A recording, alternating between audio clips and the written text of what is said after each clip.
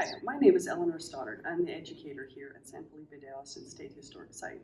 In this video, we're going to continue our Empresario educational series, and we're going to discuss how Stephen F. Austin decided which potential colonists should be allowed into his colony. He was responsible for who he let in, so if he chose poorly, then the Mexican government would be upset.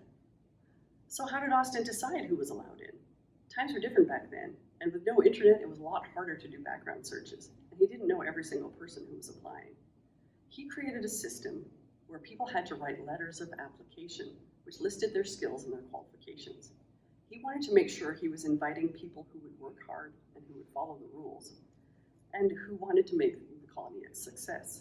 He was especially interested in people who had specific skills or were willing to bring in equipment. So he was looking for people like blacksmiths or surveyors, people like that. He also wanted people who were coming to Texas who were willing to actually farm the land that they were granted. He wasn't interested in having people just come to Texas, take the land that they were granted, not do anything with it, with the hopes that they could eventually sell it for a lot more money.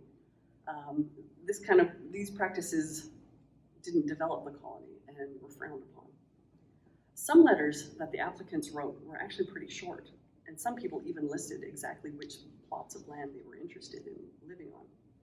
So the people who came to Texas were moving to a very different country than the United States, and Austin wanted to make sure they understood that Spanish was the official language, that people had to promise to be Catholic, or at least be quiet if they followed a different religion. Applicants also had to provide character references, which were basically letters written by local government officials that would attest to the good character of the people that were coming.